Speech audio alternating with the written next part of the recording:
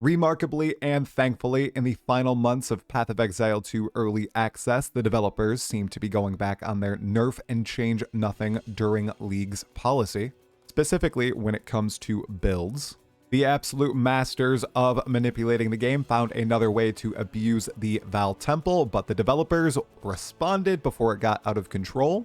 There's a plethora of changes coming to patch 0.5 Return of the Ancients that Grind Gear Games has been very communicative about. Regardless, the community has responded to the nerfs specifically with outcries. The strength of minions, and specifically the monkey, may be overstated, and the path to obtaining him might actually be a cool mechanic that should stay in the game. My builds specifically are finally coming online, and I would just like to shout, thank goodness for solo self-found. I'm going to convert as many as you as possible over these next few months. Good morning, Exiles. I am Talkative Try, and this is another Path of Exile 2 news video for Return of the Ancients. If you like this content, give the video a like, subscribe to the channel, and leave a juicy comment below. It can even be one word. It is the best way to help the channel grow. Let's hop right into all the goodness. Let's begin with the spiciest bit of news, the nerf to Flicker Strike that occurred last night that has the community in an uproar. And before we even dive into it, I do think it is deserved. This is good that Grind Gear Games is seeing outliers and they are nerfing them mid-league. But we see why they stopped doing this all the way back in 0.1 for these very high-performing and popular builds almost immediately. So they say, we are planning on limiting the amount of charge consumption reduction you can get on Flicker Strike so that it can't be 100%. For those of you who do not know what that means, Flicker Strike requires power charges to keep flickering from monster to monster or on top of the same monster. With the Gemling Legionnaire, you were able to get to 100% uptime on power charges and Flicker Strike, meaning you could infinitely Flicker Strike. Grind Gear Games goes on to say, currently the ability to be effectively immune to damage due to moving makes this powerful enough that we need to cap it. This will be changed in the next hotfix, and they changed the max to 75% for Flicker Strike. The primary creator for Flicker Strike builds in Path of Exile 1 and Path of Exile 2 is Mage Fist, and he says effectively immune to damage. That's like calling Flicker Strike in PoE 1 an immortal build. You're literally always in melee range. Essentially what he's saying is you are not immune to damage while Flicker Striking, which is accurate, you can be hit. But what was going on here is that it was so powerful, so fast that you were able to effectively press a button and fly across the screen and annihilate everything, effectively turning you immortal. So what Grind Gear Games is saying, you're effectively immortal. You're not actually immortal, but in practice, you were, and destroying everything in the game and able to get up to this level of power charge generation easily. So because Grind Gear Games saw this as a build so strong that you were effectively immortal, they nerfed it, they crushed it, and now a bunch of people are upset. And honestly, guys, I think Grind Gear Games has no one to blame but themselves. Of course, should people be freaking the heck out? No, I don't think so. But Grind Gear Games has took a stance since 0.1 that they would not be gutting builds mid-league. And we're 5 days into Path of Exile 2, Return of the Ancients, and this Flicker Strike build has been completely gutted on the Gemling Legionnaire. I wish they have been doing this sort of balance changes the entire time during early access.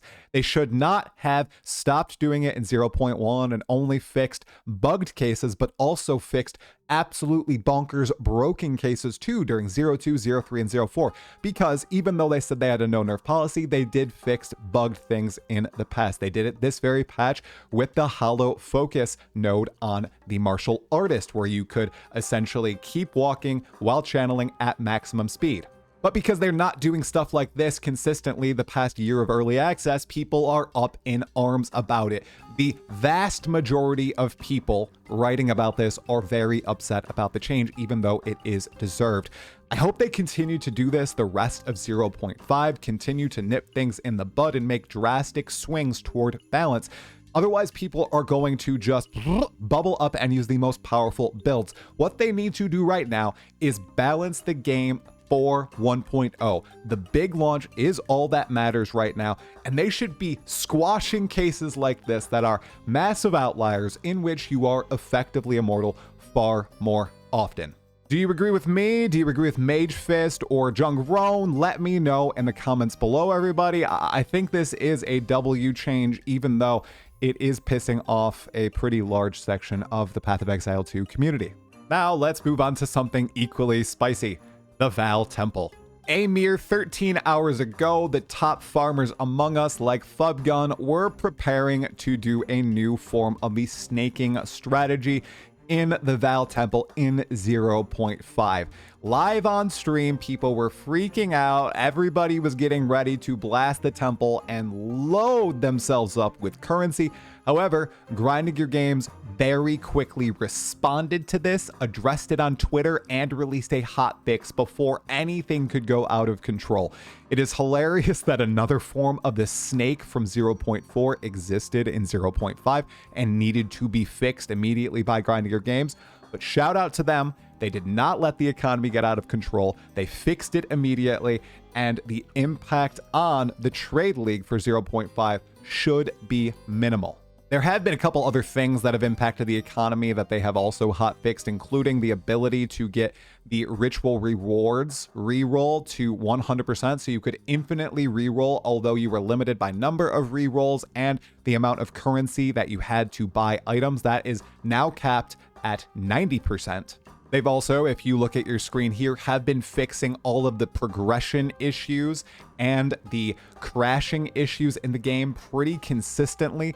However, from the comments of my last video and a lot of comments across the community, I see that there are drastic problems with allocating passive skill nodes on console, on your computer, and I would like to highlight that here today. It was the most upvoted comment on my last video, and I have not really seen it addressed in any of the patch notes or what we're working on from Grinding Your Games. So if anybody from GGG is watching this video, please look into this. People are having trouble allocating and then taking back their nodes on their passive skill tree for characters.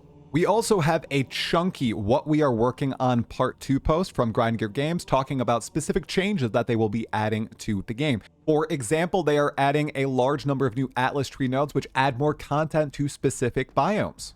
They have a bunch of extra quality stats on Gemling Legionnaire that still aren't functioning, and they will be fixing those too. They are making a variety of campaign improvements, including adding the ability for Pharaoh to reveal the location of the rune stones in the campaign, because, as I brought up on my last video, a lot of people were not understanding how to unlock their Veristrium bench and crafting methods. And there's a bunch of quality of life improvements coming for console players on controller. This line right here has also caused a bunch of debate in the community. We are changing heavy stun state to be saved when logging out, preventing abuse where you log out when you are stunned or near to being stunned. Essentially, what has been happening is people will be sprinting, they'll get hit, heavy stunned, and then they will log out. And when they come back in, they're no longer heavy stunned. This has pissed people off. I've seen a ton of debate on my channel, on Twitter, on Reddit about sprinting and heavy stun mechanics. Should it be in the game, or should sprinting be a baseline speed? And my take on this might not surprise you. I think that sprint could be fine-tuned more. Sometimes with specific skills it does feel clunky, and sometimes you get caught on little objects, but I think sprint as a mechanic is a fine risk-reward ratio right now. I don't think sprint should be the baseline movement speed in Path of Exile 2. We don't need to be zooming at a baseline.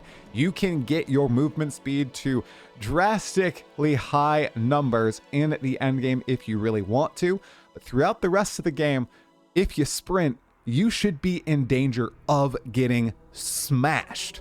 However, a lot of the feedback coming essentially wants sprint to be your baseline movement speed, and for the heavy penalty when being hit while sprinting to be removed as a result.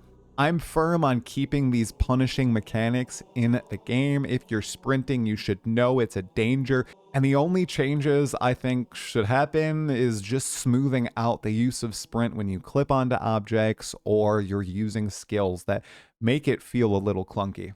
Again, would love to hear your opinion on the topic in the comments below.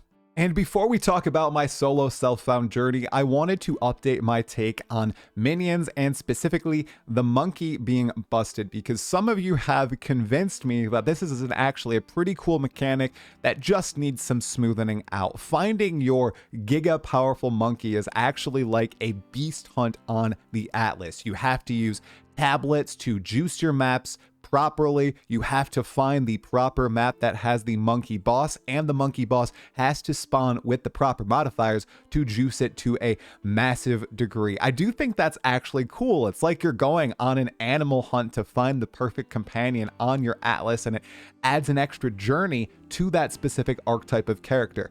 So while I think that it is kind of wild that you can minimally invest and be one-shotting pinnacles, I think that has to be brought down, or maybe the strength of pinnacles needs to be brought up. I think that it should remain in the game, and it's pretty cool. It's convinced me to start a Spirit Walker in SSF. And speaking of solo self-found, after seeing all this debate about the temple and all this div per hour talk, these broken builds that are now getting smooshed, I could not be happier that I am playing solo self-found this league. It has been very enjoyable, a smooth progression, a slower progression than I am used to, but a fun one. I'm in no rush. I'm in no race against the majority of the player base, constantly thinking, oh, I need to sell this item that I just got. Instead, I think about how it can benefit me and my repertoire of characters. And while it will take a long time to get into the finished state of the Atlas, I'm totally fine with that. The only person I'm racing against is myself, and as long as I'm having fun, I'm going to keep playing. So if you feel stressed from the rat race of participating in trade or seeing all these div per hour strategies popping up around and feeling the need to participate or abuse them, try out SSF. Swap right now. This league is going to be around for many months at this point. You might end up enjoying it more than you think. I absolutely love seeing the changes coming in for Path of Exile 2 Return of the Ancients. Surely there will be more. What are your thoughts on everything that is happening? Is GGG winning or losing? Let me know in the comments below. Personally, I hope they keep nerfing giant problems and outliers in Path of Exile 2 in the March to 1.0. Thanks for watching. Leave a like, leave a subscribe, leave a comment. I really appreciate the support. See you in the next one or in one of these podcasts above. Stay sane.